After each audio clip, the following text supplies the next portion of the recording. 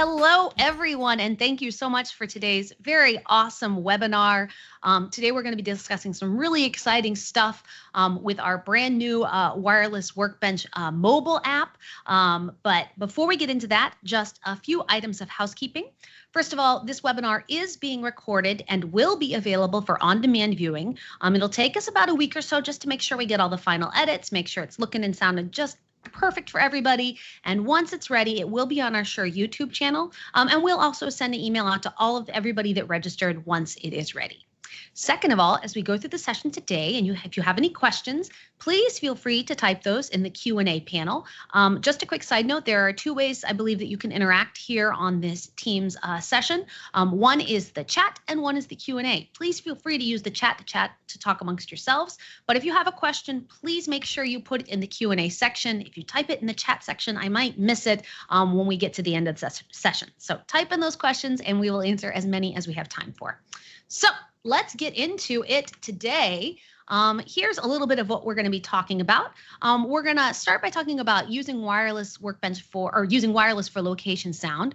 Then we're going to get a really cool overview of our special guest rig. We're going to talk about Wireless Workbench mobile app workflows, and we're even going to get a really cool on-screen demo of that. Then we're going to talk about some best practices, and then we will dive into the Q&A. So today, we have two fantastic gentlemen joining us. We're going to be in very capable hands for this really exciting discussion. First of all is my friend and colleague, Yuri.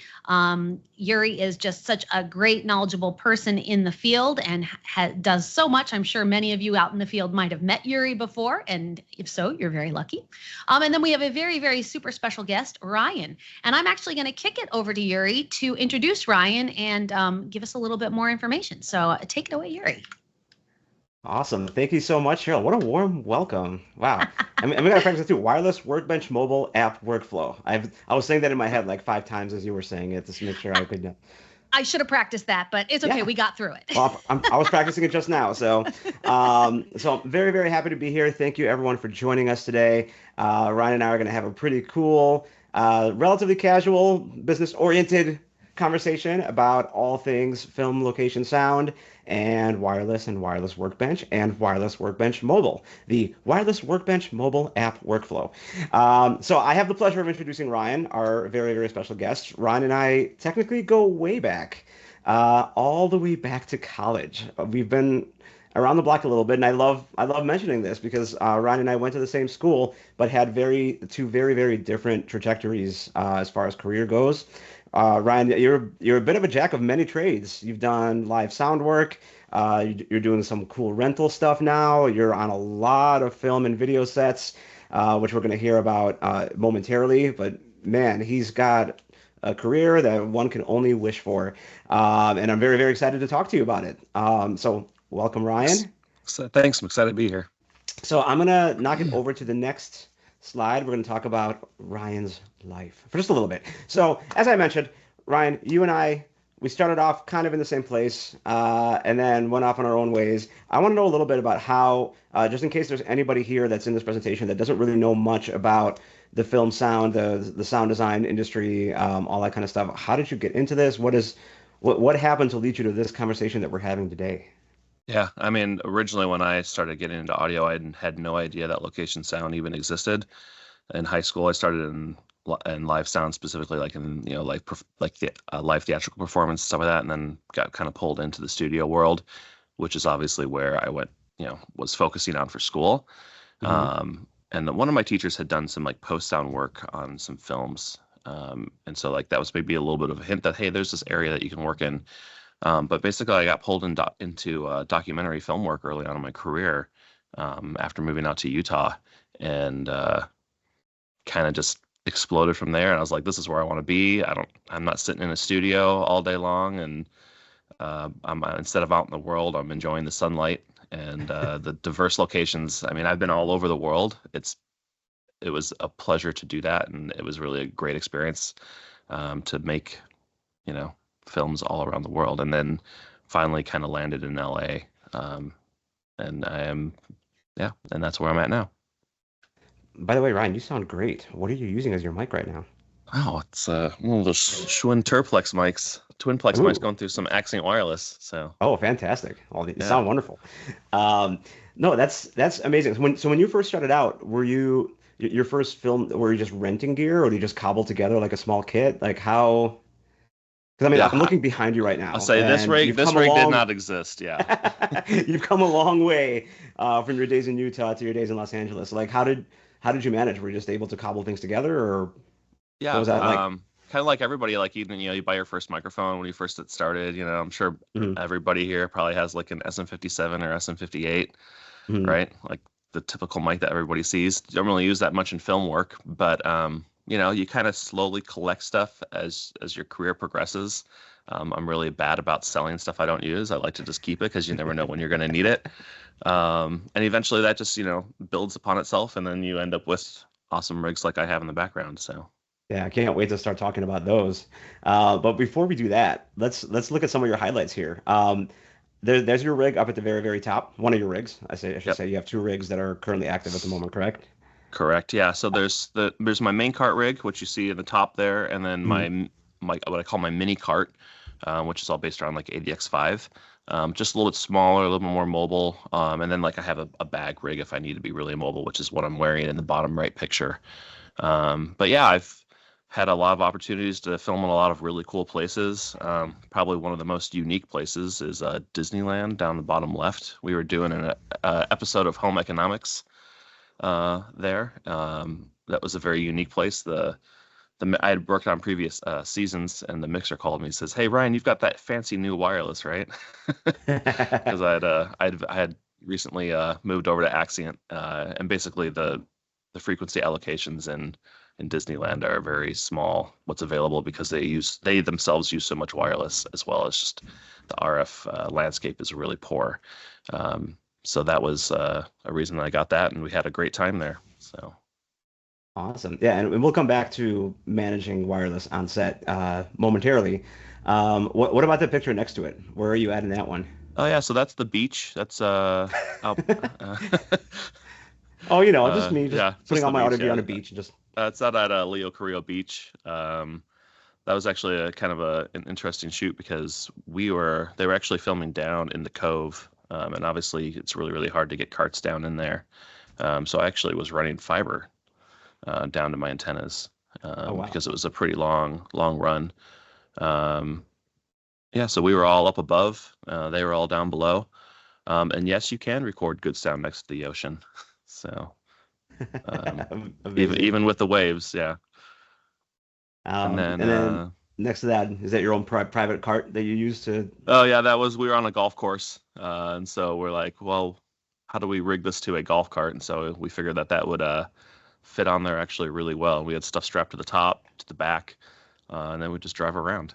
And then when we were filming, I would just get off and stand behind it and mix, and then pack up and move on to Nice. the next one. Did the camera Um, crew have their own golf carts?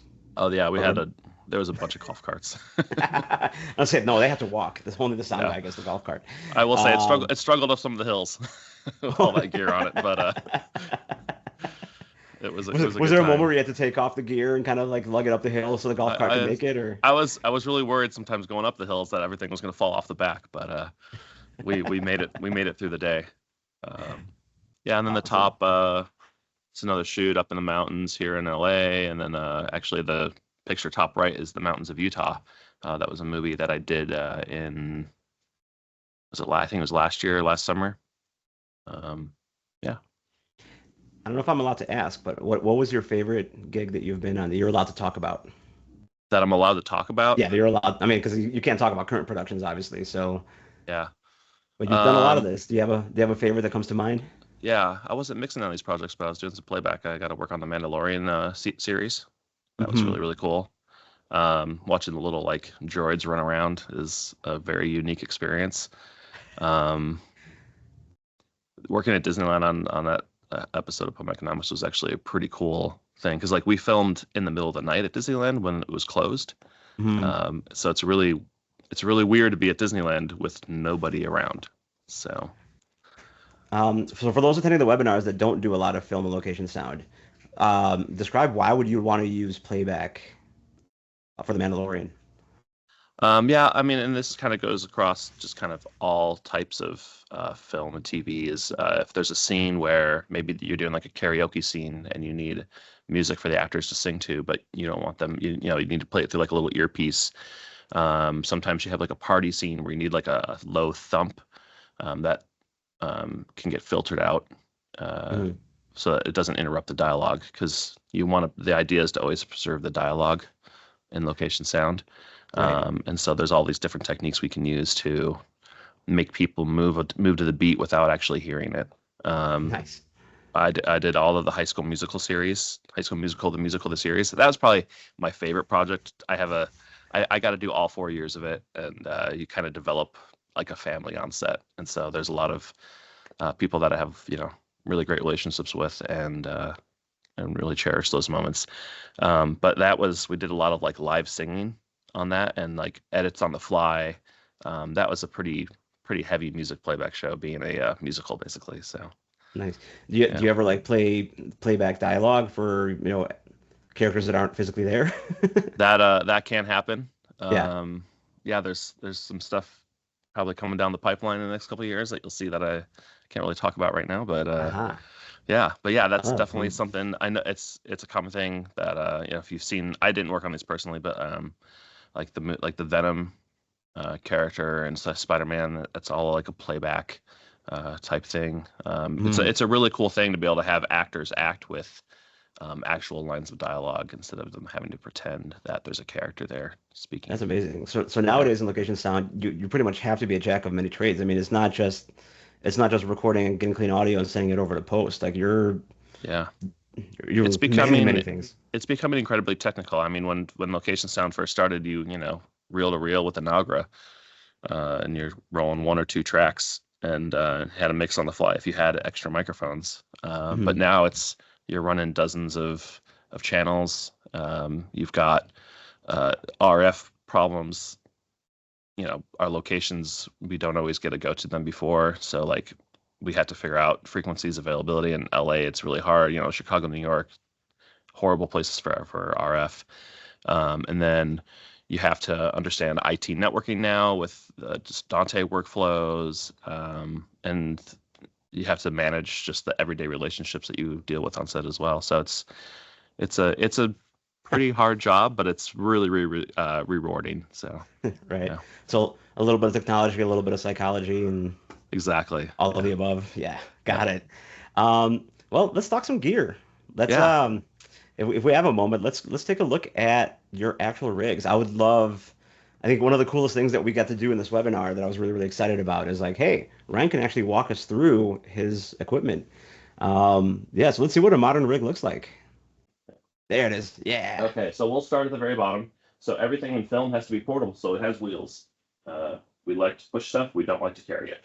Um, this cart is pretty heavy overall. I haven't weighed it, but it's got to be over 100 pounds. I mean, just in wireless alone, I think I'm 50. So, and then there's a big power supply that's kind of hiding down in there. Everything on our carts is 12-volt powered, Mhm. so that we can run on batteries. So that's kind of in the back there. I got a little speaker if I don't want to have my headphones on for a moment. If I'm just listening while we're not rolling. This is my battery management controller, so I can see my voltage, how many amps I'm pulling, and turn it on and off with USB. And then we'll come up to the fun stuff, which is the wireless. So I'm running Axiom digital wireless on this cart, 84Q. I have 12 channels right now, along with an 8600 Spectrum Manager. And then below that is my antenna distro, where I can do two sets of antenna inputs and then distribute to all of my units equally. Um, I moved over to Axiom, I think 4 years ago. Started off with the boom plug-ons with the ADX5D and fell in love with it and slowly moved over to a full system. Uh, Mhm. uh, Mixing panel. So I use an Aton Cantor S for my mixing panel with a X3. That's the recorder, and this is the mixing panel. So I can mix 12 right here on the panel. All these are assignable to whatever I want them to be. And we're recording Hollywood files, 24-bit, 48K, and whatever time code we're using at the moment. It varies based on what the post workflow is. Do you have the luxury of having somebody assist you when you do this, or is this just a one-person operation? Oh, this is a multi-person operation. Right. So we have a typical sound team consists of a production sound mixer, a boom operator, and a sound utility. Mhm. So mixer is typically over at their cart. They have to deal with all of the management of the production, as well as obviously making sure that you're reporting everything, and you're basically responsible for the team. Boom operator, they're on set. They're operating that microphone. They run the set for the sound mixer. I always say you're only as good as your boom operator. Mhm. If your boom operator doesn't know what they're doing, then it's hard to really get good sounding tracks with the microphone. Which, even though we have wires on everybody these days, boom sounds best. So Right. we always push And, for that. and is your boom running wireless too? Or using like an 83 or an ADX3 Yeah. on the? So let me grab. So boom plug-ons, right? Yep. That was a really awesome thing that came out a couple of years ago. That really made it awesome for us. You can use it as a plug-on for a handheld mic if you're doing documentary work, or at any time where you have a host that needs to have a mic, you can use that, or you can have traditional handheld microphones. This is the ADX1. For those that aren't familiar with the line of Accent Digital, this is the ADX1, and then there's also a smaller version, which I'm actually wearing. So I can pull it up my pocket. We're in the micro. Yeah. Nice. So that's the micro. Nice and rounded. Battery always goes to lunch, which is our 6-hour mark for us. Yeah, and we can see it on channel 1 over there at the top on the 84Q there. Yep. Yeah. So you can see I actually have it on the boom channel right now, but yeah, I can see that my show link's good, my quality meters, my battery run life, and my frequency, and then you can scroll through and Nice. the gain and all the other stuff. So Yeah, and all things that we can see in Wireless Workbench Mobile now too. exactly. Right there on your iPad. Yeah. Which this iPad can it moves between carts depending on which cart I'm clicking on. So typically I'd have it mounted up next to the monitor up here if I was running that, and then I have a video monitor so I can see what's going on camera, and then time code for camera sync plates. So that's the main cart. Very cool. I'm gonna interrupt for 1 second just to I don't know if Cheryl wants to jump in or not, but I see some things coming up in the chat. There is a Q&A enabled, I believe, for this. Yes, Cheryl, can you confirm? Yes, there is a Q&A. So if you have any questions, please type those in the Q&A section. Awesome. Yep. Yep. And we're watching it. We'll come back to the questions at the end, but we are watching. Most Cool. definitely. Oh, Thanks, and then Yuri. just You're welcome. one last thing on this cart is I do have an AD610 access point for my show link, for my transmitters, and for my wireless receivers, ADX5Ds. This is how the ADX5D talks to Wireless Workbench Mobile and Wireless Workbench. It uses the show link protocol to talk to show link, and then that talks into your network. Whereas the AD4Qs talk directly into your network. So I have a little switch on this cart that talks. Actually, both carts have a switch. But yeah, this cart is just basically a miniature version.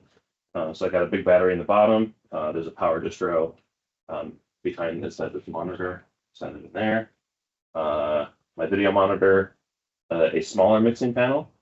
I normally have 6 of them in here, but 12 channels of Accent. So I actually have the same number of channels of wireless in this cart in a much smaller form factor. And then I just have a miniature version of the larger recorder. Does all the same stuff, just fewer tracks. And then Wireless Workbench Mobile. So try to get the reflection of that. So very nice. Yeah. What would be, besides just the overall size, what would be some other deciding factors why you would choose the ADX5D cart rather than the 84Q cart? As far as functionality, or the other way. Yeah, I mean, they both function the exact same as far as number of wireless. That's why I wanted to ask. Yeah, I mean, ADX5D has the same performance that you're going to see in an 84Q. If I'm doing a little bit more robust wireless management, I'll probably go with the bigger carts because I do have Spectrum Manager on this cart. Whereas the little cart does not have a Spectrum Manager. But yeah, it's typically tight spaces, or maybe I'm traveling, like when I went up to Utah, it was much easier just to pack up this cart than to bring this the behemoth. Yeah. Gotcha. It's typically just a size thing. And then do you fly with these things? Do you ship them? Like how I mean you can't hop in a car and just go wherever you want, right? No, like when I brought this up to Salt Lake for High School Musical, they transportation department, they take care of all that. So Oh, that's nice. they bring a truck to me. I load up a truck and put it on a truck and they drive it up. But there are people that do work all over the world with their carts. But yeah, typically, they'll fly them. They can crate them up and send them off to wherever it is that they're going. So Very nice. That's awesome. Yeah. So if anyone has questions about Ryan's rig or about just working in the film video world, please feel free to ask. And at the end of this conversation, we'll be happy to answer them. Or I guess more just specifically, Ryan will be happy to answer them. one note is that most of the stuff is custom. This is not just stuff that you buy like off the shelf. Mhm. Yeah, especially the small cart.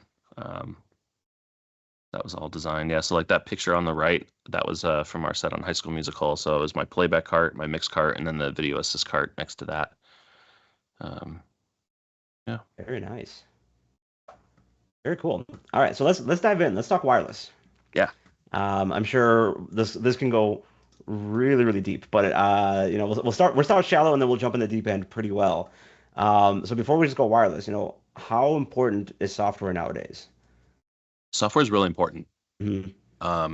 Software has been around for a long time, right? We've been using software for at least 20 years, if not longer, right? There's different coordination softwares that have existed for a long time, like IAS. We also have had things like Pro Tools and stuff like that, right? Obviously, we're a hard based on recorders for here, but wireless control is something that I think didn't exist 30 years ago. I mean, wireless even was really at its beginning 30 years ago.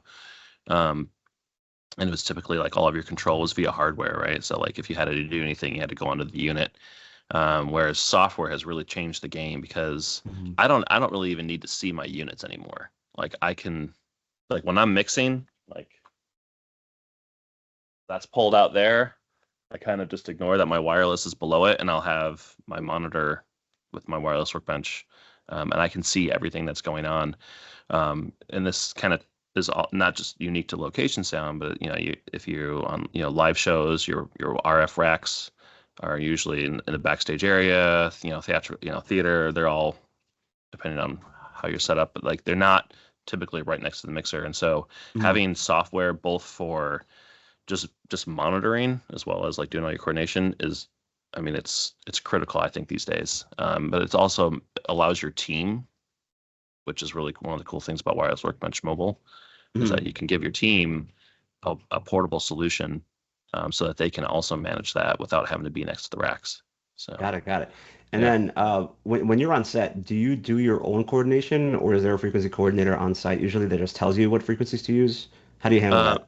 Yeah, it depends on the venue, but I mean, for the most part, we're doing our own frequency coordination. Okay. When you work on the lots here, a lot of times they'll like give you a list of frequencies that are available. Disneyland was probably the most tied down place that I've shot at, just because they have hundreds and hundreds of channels, and there's also a lot of TV station interference for that, so it's really really limited. So I specifically ask for the number of channels I want, and then they give those to me, and that's it. Whereas like if you're just at a general location, downtown Hollywood or whatever, right? There's no RF coordinator. It's all you, and that's one thing I love about 8600 is it just does it for you. Right. So, and it does it really well. Yeah. And what was the most wireless channels you ever had to use on set? I did a coordination thing for Mr. Beast. It was 64 channels. Well, actually, it was more than that. It ended up being close to 70 by the end. Did a reality. Yeah, reality TV usually has a lot of channels. Are we talking microphones and ear packs? That was mostly just microphones. Actually, I think there was like a couple like IFB channels, but it was mostly RF packs. And then when I did a reality series this spring, that was, I think we had 32 channels of wireless running for the first weekend. So you're bumping up on like live, what live sound engineers have to deal with on stages at festivals at that point, right? Like that is a lot of coordination. Yeah. Oh, that's awesome. I mean, I will say Axient makes it pretty easy, Mhm. even with our limited availability of RF. Axient, you can pack them in there pretty tight, uh, and that's 8600 will obviously coordinate that for you. But like when I'm doing that number of channels, I'm fully dependent on software, Right. because you can really customize where each frequency is, um, and you can manage multiple brands as well, Mm. which 8600 doesn't do multiple brands, right? It's Shure only. Whereas Workbench has other profiles for other manufacturers, because sometimes this artist, hey, I want to have a Sennheiser handheld, or this artist is using different ears, right? And so like it's nice to be able to coordinate everything together. Absolutely. So Which yeah. actually leads me to my next question, which I think you already partially answered. I mean, how long have you been using Wireless Workbench desktop? Um, since I moved over to Shure Axient, well, I mean, So actually, years. I've actually used it before that, because I had done a big theater install up in Salt Lake, Mm. with QLX, um, and that all talks to Wireless Workbench. So it's yeah, at least a decade. Wow. Um, And yeah, what are some of the without making this kind of like a sales thing, obviously, yeah. what do you enjoy about the usability of Wireless Workbench desktop before we go into the mobile? One nice thing about it is it's pretty simple to figure out on your own. There are obviously a lot of advanced features that are really, really handy, that you can Mm. start digging down into the menus. But it's really simple. You get your inventory tab, so you can see all of your equipment in one area. You got your frequency coordination tab, so you can do all of your frequency coordination, both for your Shure equipment as well as other brands. And you can deploy all of your frequencies straight to your equipment, which is a couple pushes of a button. And then you have your monitor tab, and you can do custom monitoring based on what equipment you're using. So it's Awesome. it's super powerful, and you can run multiple instances of it on a network and have different people see different things. So Very yeah, nice. Yeah, and we're having. I can just give you a little preview. We're having some great questions coming in on the Q&A, so I'm looking forward to seeing some of your answers, specifically about the rig that you just ran us through. So, cool. all right. So we're in a new age now. We just released Wireless Workbench Mobile, Yep. and I have my version of it. I've been using it actually pretty consistently for the small item stuff that I do, which is not on film sets. um, but and you've been using it for quite a while now, correct? I guess, given a little history of Wireless Workbench Mobile, it was called Mhm. Channels. So if Right. everybody's familiar with the Channels app, this has now been ported over to Wireless Workbench Mobile. And so I've been using Channels for a long time. It was a nice, just easy way to have, if you didn't have a laptop on your cart, or just didn't have the room. If I was on my mini cart, it's just nice to still be able to monitor everything and not have to dig into the menus of an ADX5D. Everything's a Mm. little bit more accessible. And so, but Channels was pretty limited. As you can see, like on this screen, this one does some RF coordination, which is something that we've never had before in a mobile version. Right. Um, Yeah. yeah, So what we're looking at here is an actual frequency scan. exactly. Yeah, so you can go Yeah, into Wireless Workbench, and we are gonna show you Wireless Workbench Mobile, but we didn't want to wait and do it and wait for a scan to happen live in this webinar, which is why we're showing screenshots of a scan. yep, But Wireless Workbench can tell your devices to do, or Wireless Workbench Mobile, I should say, can tell your device to do a frequency scan on the yep, fly, which is yeah. awesome. And It's similar to like Wireless Workbench, right, where it chooses a transmitter, or sorry, where it chooses a receiver to scan, right. and then it calculates and deploys all your frequencies. It's actually a very simplified version of RF frequency coordination. So if Mhm. you're somebody that doesn't know RF coordination very well, if maybe you're a student or you're a small church and you just need some frequencies and you need to get it done, my Wireless Workbench Mobile is probably the most simple and easy way to use for finding frequencies, because it just does it Absolutely. all for you. Yeah, and if you Yeah, still have some network, it deploys it too, which is great. exactly. Yeah, Awesome. All right, well, let's dig into it. I mean, that's what we're here for. yeah. Let's talk through Wireless Workbench I Mobile. If think you I want to need to fire share that my. up. So what Ryan's going to do is he's going to open up Wireless Workbench Mobile on the iPad that he had just before, and we're going to screen share it. Here it comes, and there it is. And it's now connecting to all of his Axion stuff. Ryan, this is your big rack that it's connected to, correct? Or is it the ADF X5D rack? It's connected to both. It's connected to both. Okay. So basically, I have an Ethernet connection. You can also use this wirelessly, through just Wi-Fi. I don't have a Wi-Fi access point on my cards right now, so I use Ethernet. There's also a lot of 2.4 interference and sense these days, so I try to steer clear of having to use Wi-Fi. Ethernet is incredibly reliable because it plugs straight into it. So plugged into a switch on my parts, and my 84Qs talk directly through that switch, and then my 80X5Ds talk through ShowLink into the network. That's awesome. And then let's say you have SOXD, all of that has Ethernet jacks now. It talks to Wireless Workbench Desktop as well as Wireless Workbench Mobile, ULX, QLX, anything with an Ethernet protocol will talk to Workbench and Wireless Workbench Mobile. But all right, so what are we looking here? So you're talking into the channel. It's called Boom One, which is your. I can see the 81X micro logo over there. I will say too, when you can use this on your phone as well, not just an iPad. And when you use it on your phone, the layout looks a little bit differently because it's obviously a much smaller screen. But you're all these screens exist on an iPhone. So iPad, just so people know that if they're looking at an iPhone, that their experience will be slightly different visually, but it does have all the same menus. Right. So I see my inventory on the left. I guess we'll start there, right? So we can see, I can label it, everything's labeled. And one of the simple nice things is you can color code. Start there, right? If you want to color code, see how my booms is blue, these lobs right there are yellow. And if I want to change a color on something, say lob 1 here and 2, I want to change those, you just click those little things on the left. And you click on color on the bottom. This will pop up and you can just assign them to a color. Click done. And then when you deselect them, they are purple. Yep. Yeah, I think that's one of the coolest features is that you can select multiple things at once. And, I think if you don't mind, can you select a couple of channels again? I just want to see the options at the bottom. Yeah, so when you select a few channels, you get a few things. You get color, identify, and favorite. So identify it'll identify, if I click that, I can see my different receivers flashing. And then favorite would actually put them as a star and bump them to the top. So those are like channels that you always need to have quickly available at the top. Make it your lead both us pop them straight to the top. Nice. So this is equivalent. This is equivalent to the feature in Wireless Workbench Desktop where you say flash devices or identify devices, and the actual devices themselves are flashing when you do this. It's not just showing it to you in your app. Yeah, exactly. It flashes in the app and it also flashes on the hardware. So you can. They're like, hey, which channel is this? Where is it on my rack? It's really easy to identify. Just a quick glance. Yeah, absolutely. Yeah, and I have mine. Just to clarify something that you said earlier. I have my Wireless Workbench Mobile opened up, and mine's actually connected via Wi-Fi.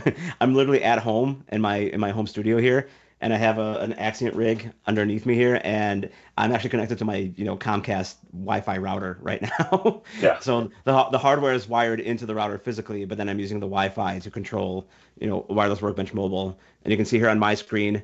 When Ryan was talking about screen real estate, I'm not going to go to the pain of screen sharing on Teams at the moment, but you can see in my inventory, it just shows me my inventory and not the channel information. But if I pick a channel, it'll pop that open. Yeah. It'll pop that open, and you can see that all the information that Ryan sees. So limited real estate, but all of the same information, just nested a little bit deeper. So like when I click on a channel, so basically it's on a phone, it's when you click on a channel, it'll pull up all of your information for that relevant channel, both the transmitter and your receiver. So I'll select our active channel, which is boom. Actually, I'm gonna do boom 2 so that we can actually do this lob right here. There's some cool features that we can talk about that I don't want to do to my current live mic. So when you click on a channel, this is what you're going to see. You're going to get your name, and then at the very top, at the bottom, top right, you see the little 3 dots in the circle. If you click on that, you can change your color there. You can identify it as well, and then you can also click and rename. So if you wanted to change the name on your channel to something different, let's say this is an Allen mic. Change that, and then it pops up there, and it reflects also on your left side as well. And this is currently sorted A to Z, but you can. Yeah, that's a good point. I was going to show you at the very bottom of the screen. There's a sort. If you can get out of that for 1 second, at the very bottom of the screen where it says A to Z with a little arrow underneath, right? I have to verify this because there's no cursor on his iPad, so he's just like Yeah, pressing sorry. things and things are appearing. So I'm notifying where they are. So the A to Z at the very bottom right of the inventory tab over there is how he got to that menu. So go for it. Yep. So click on that, and you can sort by channel name, frequency, color group, receiver name, and status. Because status would be like online or offline. Receiver name, channel name, frequency, like all that is sortable. So if I want to change my group color, then all my inventory is now grouped by color instead of by name. Got it.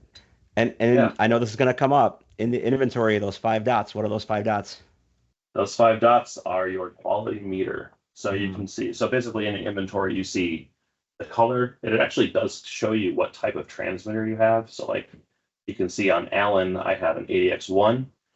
Boom 1 is currently a micro. It's kind of like that's like the oval circle shape. And then Boom 2, you can see it's a little plug-on transmitter icon. Right. That's so cool. So it's a quick way to see what you have. It'll show you your audio level. So you can see me talking on Boom 1. And you can see my peak was at -8 dBFS. It gives you your battery life. And if you're using like Accent Digital or any of the Shure smart batteries, it'll give you your hours and minutes readout in addition to the battery meter.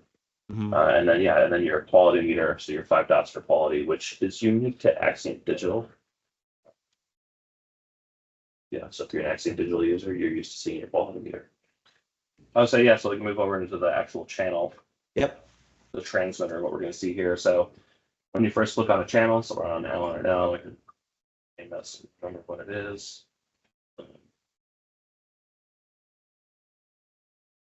So I can get it back up here inside.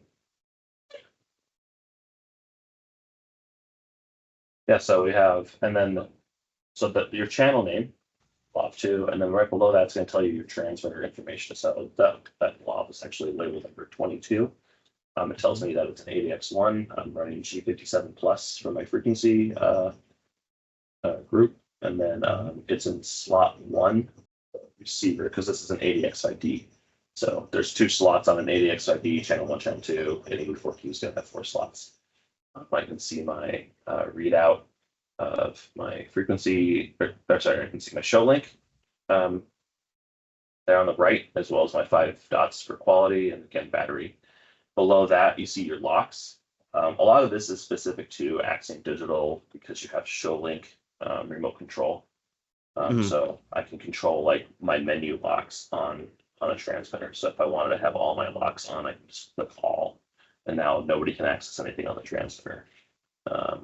Or just have power, menu, none. If I want to get deeper into the settings of that transmitter, I'm going to click on transmitter information, and it's going to bring up all the same stuff that you would see on a hardware menu or in Wireless Workbench desktop. So it's going to give me my transmitter ID, the model, your RF level, which if I click on it, it'll pop up a little menu. And this is, again, Accent Digital with show link. I can change to I'm at 2 milliwatts right now. I can go to normal, which is 10 milliwatts, or if I want to bump up to high, I can do all that. And that's happening live as I click on it. So we'll go back to low. Yeah. Again, my lock menu. And you make a very good point, by the way. Yeah. This is showing what Wireless Workbench desktop would show you, which is limited by what the actual hardware can do, right? Yeah, exactly. Yeah, this functionality wouldn't be available on like a ULXC or an SLX. Correct. Accent Digital specific. Then below that, you're going to see mic offset, your mute mode, and this is all the same stuff that you're going to see on the menu of your transmitter. You're holding it through. You get your input pad, your polarity, your tone generator, and it's going to give you your battery information. So right now my battery health is 100%. This battery is pretty new, so it's only got 6 cycles. Gives you all your firmware information, so you can get a quick glance of your transmitters. And then if we come back out, a lot of people are like, hey, didn't see how you do your RF mute. So if I wanted to RF mute this to kind of put it to sleep, I'm going to push and hold. Basically, it's hard to know where I'm pushing, but basically I'm pushing on the gap between Lav 22 and like the metering on the right. If I push and hold on it, it'll pop up another little sub menu where you can pull up your lock and power menu. You can identify again that transmitter, and then your RF mute, which is right there. So if I click on my RF mute, you'll see now my transmitter is RF muted. So RF output is moved on the transmitter.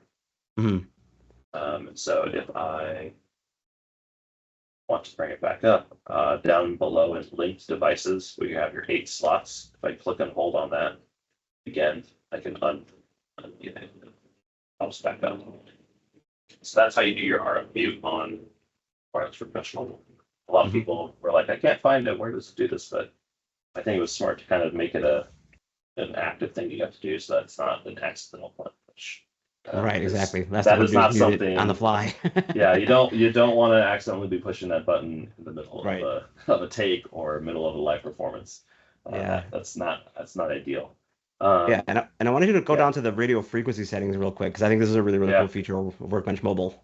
Yeah, this is a new area. Obviously, we can see our frequencies and we can change them. We could do that in Channels app. But what's really, really cool is, so I can see my frequency, but if I go to radio frequency settings, I could manually change that. But if you see on the bottom left of that little window, it says request frequency. And now this is unique to using an 8600 Spectrum Manager. But if I click on that, it'll say frequency change. It says get new frequency from 8600. And I can click request. And it found one already. You can see it changed from like 518 to 546 instantaneous, and it pulled that from the 8600. So it does have some functionality to share frequency coordination with an 8600, which is completely new and super powerful. Yeah. Because you could not do that before. Yeah, the Channels app did not do it. Did not do that, yeah. So that's Awesome. new to the channel radio frequency area, and you can also see your RSSI, which is not very good because I don't have any antennas plugged into my ADX5Gs. But it still works just fine without. So below that, you have channel audio. And now this is actually getting into some of the receiver functionality with it. So channel audio is, it's going to show you your level for, so if I click on boom, you can see the channel audio level is actually my audio level of my transmitter. If I go, so audio gain is the output level of your receiver. So I can change that live right here. And then you can go into audio settings. Again, it's just a little submenu, it has a little bit more of the tone generator. And you can see that some of these menus are redundant. It just makes it easier and quicker to be able to get to those things. Yeah, I love the fact that there's a tone generator that you can access mobilely too. Yeah, it's super convenient. Yeah. So below that, we have linked devices. So each accent receiver can have 8 linked devices per channel. And those are stored in the slots. So you can like see on this receiver, I have my ADX1M, which I'm currently talking through, and then on slot 2 is a Q5X player mic that's stored on that. And then you can click on that as well, and you get into that same transmitter information menu that we've had access to above. And then below that, we have our receiver menu. So which receiver ID. So that was my C of my 84Qs, receiver model, and then channel number. So like this, boom one, what I'm talking on is on channel 1 of my 84Q. Whereas if I clicked on another one, you can see like now it's showing channel 2 of that same receiver. And if I go and click on receiver settings, it pulls up a very similar menu that you'd be used to seeing with transmitter settings, but for the receiver. So again, I have all my information, my band, my range. I can turn encryption on or off. I can turn antenna bias on or off. I can switch into quadversity. It tells me my configuration of the switch on the back. Again, receiver locks if I want to lock the front panel, and then it gives me all of my information for the Shure control, Ethernet, IP stuff, as well as the Dante. And that is specific to that receiver. So if I go to here, I think this is, that's one of the 84Qs. So here's one of the ADX5Ds. Just going to look a little bit different because it doesn't have Ethernet on the back, right? So like on this menu, I see has a 3.5 millimeter level, so I can change it, how the output format is. It's going to give me different audio formats, analog or AES. Sample rates, stuff like that. And then up here you can see it tells me my show link mode, which is a network mode to talk to my access points. So that's kind of the quick overview of the inventory of Yeah. what it looks like when you click on a channel of an inventory. Yeah, and this is great. And this brings up a really good point because I know these questions are going to come up. They might be coming up already. Is that I don't see Wireless Workbench Mobile as a direct replacement for Wireless Workbench Desktop. I want to jump out and look at big picture because the next question that I'm going to ask you is how does this actually go into your workflow? Yeah. There's probably a question like I don't see anything that shows me the spectrum, for example, right? Which Yeah. is something that Wireless Workbench Desktop does, but Wireless Workbench Mobile does not. Um, so can we, unless there's something specific that you want to show? Oh, there is one other thing that I wanted to show in the app before we step out of it, which is the settings. Settings, yeah. Yeah. So at the top, there's there's 3 horizontal lines. You click on that. This is where you're going to access your RF coordination menu, which is find new frequencies. So I would click on that. It's going to tell you turn off all your stuff before doing this. And then when you click begin, it would go through and choose a receiver. And this does it automatically. There's not much choice in this. That's where it is more limited with the mobile app versus like the desktop version.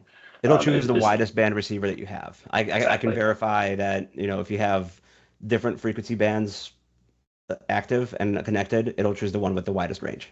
Yeah. And then it'll coordinate all within that. And it gives you like a little 50 port, it'll tell you 12%, 54%, 75%, and then it'll say I found my frequencies and then just automatically deploys that. Right. And to your point, this kind of acts instead of you seeing the actual spectrum and seeing all of the information that Wireless Workbench Desktop does. It kind of simplifies the process quite a bit for the mobile app. So it just does it automatically for you and finds new frequencies for you. It's kind of like running an 8600 in software. Yep. A little bit more limited than that, but like with the 8600, I can just go in and just do a scan and tell it to pick frequencies to deploy. It's a similar thing and for software for mobile app. Right. Also in here, you have app settings. So you can choose your appearance, which basically is your layout of how you view your channel strip. So you can do auto layout, which is how this is set up, or you can undo that and I can choose what not to see. So those are always there. But if I want to see the band, it'll pop up there. Device ID, frequency, model, quality, RSI, there's a bunch of stuff that you can do. So actually you can see RSI. Yep. So and I know there's a question that's going to come up before you exit the settings. Yeah, I was just going to show on the inventory on the left how everything is now changed. You can see everything. Yeah, like that's RSI. Awesome. Yeah. So, I was going to ask if you can go back to the settings and show alerts, because I know there's going to be some questions about. You can actually control what the mobile app tells you and what it doesn't tell you, right? Exactly. So if you click on alerts, again, it's going to come up with a bunch of different options. You can say, I don't want to use alerts. This person just doesn't want to be bothered by alerts at all, so that you can turn it off completely. You can change how you want your battery alerts to pop up. Like I like to just use the minutes with my Accent Digital stuff. It's pretty accurate, so I can actually change the threshold of how I want when I want it to alert me. Again, and you can do your signal, so channel quality, show link, RF, audio overloads, RF power overloads. So basically, all of these are customizable on whether or not you want to see them as an alert. You would just basically turn it on or turn it off. So then, let's take a step back now and talk about workflow. Real quick, general. Oh yeah. If you click on general, this is where you would select if you want to use your Ethernet, which can be important. So that's where that's there's probably a question or two already in the Q&A about that. Yeah. So if you're using your iPad or your iPhone with an Ethernet adapter, this is where you go to select. I want to use Ethernet. So yeah. Awesome. This is super, super cool. So let's take a step back and talk about workflow. Yeah. Because I'm guessing, I'm not actually looking at the Q&A right now. I'm just kind of anticipating what the Q&A might be. So when you coordinate, I mean, you're not just going to go on set, pop open Workbench Mobile. I mean, you can and do the automatic coordination if you want to, but do you still have the desktop app? How do you use it in your day-to-day? I mean, I'll say when I got an 8600, I stopped using desktop all the time. Like I definitely still have it and I use it quite a bit. But the frequency coordination and the way that 8600 works, it's super, super powerful. And so is mobile app a replacement to desktop? No. It is, I think it's supplementary to it. Mm-hmm. One nice thing is, let's say, hey, I've got my Workbench computer desktop somewhere else, and I just want to walk around with my iPad. You can do that. It's not as fun to do that with a large laptop. Right. Desktop will not go away. It is way more powerful for your inventory management and for your coordination. Monitoring wise, I actually prefer, and this is kind of where I would use mobile, is the monitoring functionality is super powerful, and my ability to just like quickly change a quick setting instead of having to change maybe to a different menu on my desktop app. So like they're definitely like two tools that you can use in conjunction with each other. It's not one or the other. Now there might be some smaller little venues that just want some basic control and they don't want to change too much stuff. Mobile app would be awesome for that.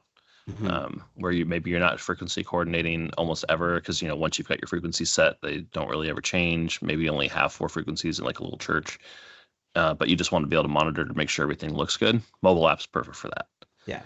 Yeah, and I think the way I'm looking at it in my workflow is that I think that alert management is key, right? Because that doesn't change your work. It doesn't change your desktop alert system. It doesn't. So you set whatever alerts you want on your mobile app, and then you can walk around, and anything that could go wrong, it'll tell you while you're walking around. You're not tethered to your desk anymore. Yeah, I think it's also like we have our sound utility, which would be similar to like an A2. I could have the desktop version on my cart, and I could just give them the mobile version, right? And they can we that to monitor. So if I want to say, hey, can you go check out this person's log, they can just like pull it up real quick and say, hey, oh yeah, we need a new frequency on it. I'll have RSSI or whatever. So it's a powerful tool to be able to like collaborate with your team more. Fantastic. Hey team, I'm going to jump right in because we are quickly drawing to the top of the hour, and I definitely want to try and get to some of these questions. So I hate to interrupt because I think we could go on about this for the rest of the day. But let's dive into some of these questions. So the first couple of questions we have are kind of regarding your rig, Ryan. So are you using an access point on both the larger and the smaller rigs? Yeah, typically I would have to. Right now, because I'm in a small space, I just have one access point. But yeah, each rig would have an access point on it, especially on the smaller rig, because with ADX5D, the way to connect to Wireless Workbench Mobile or to Wireless Desktop, to the desktop version is through a ShoreLink access point. So it's really, really critical on small card. Okay. And are the rigs rain resistant or waterproof? No. No. Tarps. Invest in tarps. I would say neither am I. We have lots of umbrellas and lots of tents that we will hide under when inclement weather comes up. So. Great. Next question. Shure purchased WaveTool not too long ago. They use it a lot on their soundstage with 16 channels of Axient. Is anything happening in the future with it? Yeah, I think WaveTool is still going strong. I'm sure that they're constantly, working on that side of things. We don't have anything to share right now. But I believe what I was hearing from our product guys is that, WaveTool is more of the audio side of things, and this is more of the RF side of things. So kind of two different views. Yeah, I would say that the functionality of WaveTool is for a specific use case where you want to monitor the actual things that are happening. As far as I know, there's no plans to combine that with Workbench in any kind of capacity, because Workbench has its own specific functionality. And they're used for two different things, and it wouldn't benefit the power users of Workbench to have the WaveTool capabilities, and it wouldn't really help power users of WaveTool to be using Workbench capabilities. So as far as I know, there's not. But WaveTool is very cool and does a lot of really cool stuff. It is an awesome tool. WaveTool is cool. It's an awesome tool. It is. Awesome. Okay. So there's a couple of questions here about profiles and accessibility with the app. So we'll kind of lump it all together. So I think the first part of the question is going to be, which Shure systems is it compatible with, and then is it compatible with any external or competitor manufacturer systems? So I can jump on that one. It is currently compatible with Axient Digital, ULXD, QLXD, and SLXD. There will be, for our brand new stuff that just came out, ADPSM and ANX4, there will be future compatibility with it. It's not currently compatible. Like I have mine hooked into my ADPSM system right now, and it doesn't see it. but that is in the works. We definitely certainly want to support our brand new shiny stuff. Currently, there is no capabilities of kind of keeping an eye on competitor products in Wireless Workbench Mobile. Great. All right, cool. So I know we kind of touched about on how to get it set up and running with your systems, but maybe let's kind of take a step back and start with that sort of basic question. So, how are people connecting Workbench Mobile with their wireless systems? Is there a router in the setup? What's the best way to make that happen? Yeah, so there's basically two ways to connect your device to a network, right? It's either via Wi-Fi or via Ethernet. Both of them would require a switch router configuration. So all of my 84 Qs are all hardwired networked into a switch. And then that switch has my access point on there as well, my 8610. Now, if I wanted to have Wi-Fi, I could also plug in a Wi-Fi access point to that and then connect my iPad via Wi-Fi. Right now, I just have it plugged in via Ethernet. So I have a little USB-C to Ethernet adapter that's configured to work with my network. Mm-hmm. Yeah, and I think for simpler setups, like you mentioned, with like a 4 channels at a church or whatever, the much simpler route would be what I'm doing in my room right now, which is literally just having I have a Wi-Fi router. There's also a switch made by Comcast, which also is providing me my internet, which comes with its own risk, but that's a different conversation. But that's hardwired into all of my Shure stuff. So that's still connected to the router hardwired, but then I'm connected via Wireless Workbench Mobile on via Wi-Fi. So I'm controlling it via Wi-Fi, but everything else is still hardwired into the switch as well. It's a much simpler setup, but probably not what you would need for your kind of work, Ryan. It's scalable, I think we can say, depending on your needs. Super scalable. Mm-hmm. And basically you can set up however you'd prefer to have it work. So. Mm-hmm. So I know this kind of came up when we were talking about, the desktop version of Wireless Workbench compared to the mobile. So this is definitely tying right into that. Is there a spectrum analyzer feature on the mobile version? It works with the Spectrum Manager to request frequencies, but there's no live version to see the current live scan. Right. Great. Yeah. Okay, let's see. Desktop does have that though. There you go. See, once again, good reasons for both tools in your toolbox. Okay, will it, I'm not sure if this question, I'm just going to ask this question and you all can kind of figure it out. Will it eventually be implemented to be able to link one transmitter to several receivers? I'm not sure if that's a wireless question or So currently, so currently with a show link enabled transmitter, so Axiom Digital, you can only IR sync to one, so basically link to one receiver at a time. You can receive that audio though to any receiver. So let's say you have one transmitter that's spraying out to a bunch of different cameras with receivers on them. You could send that audio and get it received on all of the receivers. You're not limited to just one, unless you're using a higher encryption. But the way that a transmitter links to a receiver, you don't really want multiple receivers changing one transmitter. So currently it only supports linking to one receiver. But Shure's always working on new and exciting things. Yes, I think that's always, anybody that's familiar with our Wireless Workbench software, the desktop version, knows that is a constantly growing and evolving ecosystem and product.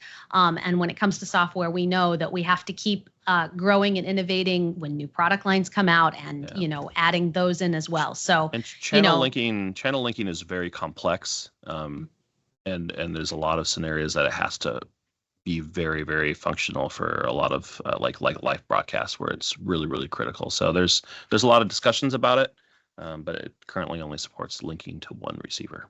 Great. Well, with that, we have gotten to the top of the hour. I'm so sorry if we didn't get to your question, but if you have any further questions about Wireless Workbench Mobile, or frankly, any Shure product or audio question that you have, you can go to shure.com/contact and fill out the form there to be connected with our fantastic support team. They can answer questions all across the audio and RF spectrum. Haha, get it? So shure.com/contact for all of your questions. We want to thank you so much for joining today's session. I hope you're all as excited about Workbench Mobile as we are. And we want to thank Ryan for joining us and giving us all of his real world expertise and sharing us all of his cool rigs. Thank you so much, Ryan. And we want to thank you all for joining us. So we hope to see you on the next one, and have a great day, everybody. Bye.